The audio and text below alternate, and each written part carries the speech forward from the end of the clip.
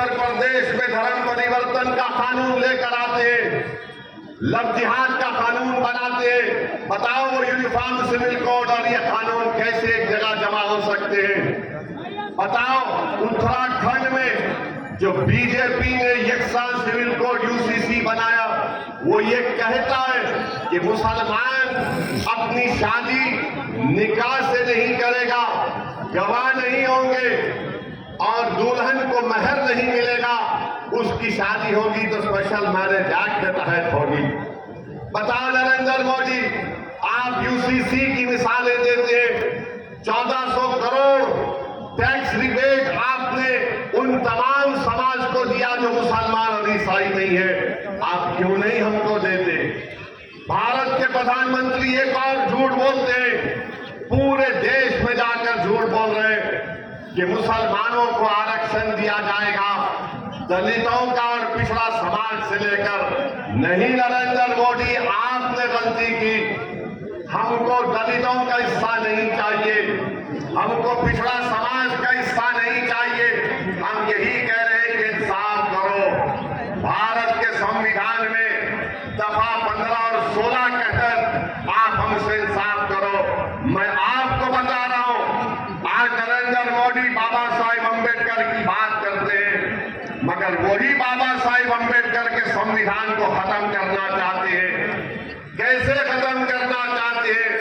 नरेंद्र मोदी की सरकार ने इकोनॉमिक वीकर सेक्शन के ऊपर 10% रिजर्वेशन दे रहे हैं। किसमें दे रहे हैं? तालीम में और रोजगार में। अब ये 10% में न दलित जा सकता है, इस 10% में न अदर बैकवर्ड क्लास के पिछड़ा लोग जा सकते हैं, और ये 10% सिर्फ अपर कास्ट लोगों के लिए मोदी ने किया। बताओ नरेंद्र मोदी, जो आबादी का 80% हिस्सा है, आप उनसे कह रहे हैं कि तुम 27% या 50% में अपना खेल खेलो, और जो इस देश के 10% हिस्सा है, 20% हिस्सा है, नरेंद्र मोदी उनको 10% हिस्सा दे रहे हैं। बोलो मोदी, किसका रिजर्वेशन आप छीन रहे हैं? आप दलितों का हिस्सा मार रहे हैं, बैकवर्ड क्लास का हिस्सा मोदी मार कर देना चाहते हैं। और याद रखिए, ये 400 पार की बात जो बीजेपी कर रही है, वो संविधान को बदल देंगे। अगर आपको मेरी बात का यकीन नहीं है तो जाकर मेरे भाषण के बाद इंटरनेट पर देख लो, आसाम का मुख्यमंत्री क्या कह रहा है। आसाम का मुख्यमंत्री कह रहा है कि 400 दे दो, हम काशी मथुरा भी छीन लेंगे, हम पाकिस्तान से पीओके ले लेंगे। मोदी जी, 10 साल से आप क्या कर रहे थे? 10 साल से आप पीओके ले रहे थे, मगर आपने पीओके नहीं लिया, तो मालूम हुआ 10 साल से नरेंद्र मोदी सिर्फ चाय पी रहे थे और सो रहे थे। अब चुनाव आ गया तो मोदी कह रहे हैं कि पीओके ले लेंगे। मोदी जी, पीओके ले लीजिए ना। भारत की संसद में हमने, हमारे बुजुर्गों ने एक रेजोल्यूशन पास किया था कि वो भारत का हिस्सा है। अरे आप 10 साल से क्या कर रहे हैं? मगर आप भाजपा के लोगों से पूछो तो बोलेंगे पीओके ले लेंगे। जब उनसे पूछो चीन का क्या करोगे, चीन भारत की 2000 स्क्वायर किलोमीटर जमीन पर कब्जा करके बैठा है, तो नरेंद्र मोदी और बीजेपी के लोग सन्नाटे में आ जाते हैं, सन्नाटे में आ जाते। भारत के प्रधानमंत्री मोदी कहते हैं कि मैंने जिंदगी में कभी हिंदू मुस्लिम नहीं किया। आपको यकीन है?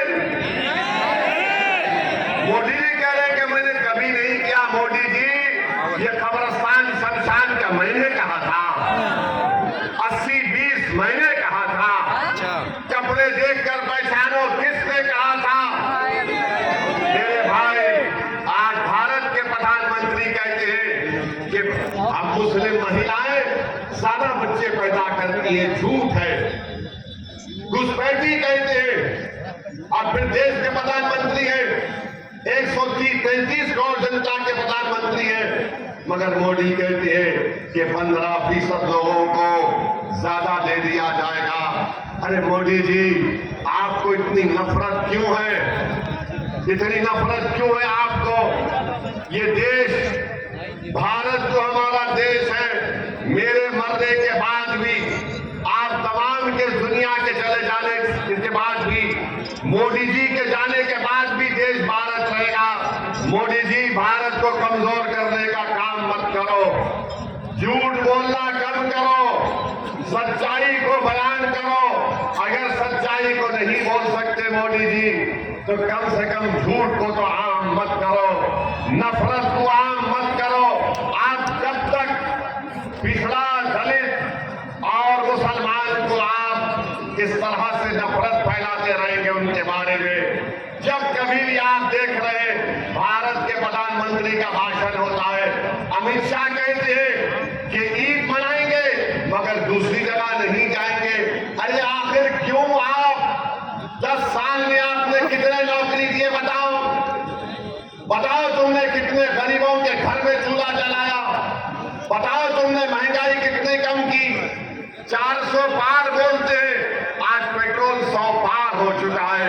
मोदी को अमित शाह की फिक्र नहीं, कोई फिक्र नहीं है। ये एक बात आप सुन लो उनकी, कि इनके पास दिखाने को कुछ है ही नहीं, कुछ नहीं है दिखाने को, मगर सिर्फ नफरत फैलाना इनका काम है। मगर याद रखिए, अगर पिछड़ा, दलित और मुसलमान को इंसाफ अगर मिलेगा तो पीडीएम के जरिए से मिलेगा। हमारी बहन पल्लवी पटेल साहिबा ने एक बहुत बड़ा बोझ उठाया है। हम आपसे अपील करने आए हैं कि आप उनका साथ दीजिए। ये हमारे दुश्मन, जो सियासी दुश्मन है, वो बोलेंगे ओवैसी वोट काटने आया है, ओवैसी बी टीम है। मेरे भाई, ये जो इंडिया अलायंस है, महाराष्ट्र में 48 लोकसभा की सीट है, एक भी मुसलमान को टिकट नहीं देते और आकर हमको गाली देते हैं। हैदराबाद में हमारे खिलाफ कांग्रेस ने उम्मीदवार खड़ा कर दिया, बीजेपी ने खड़ा कर दिया और सब ये समझ रहे थे कि अब के बार हैदराबाद की सड़कों पर असदुद्दीन ओवैसी को हम रोक लेंगे।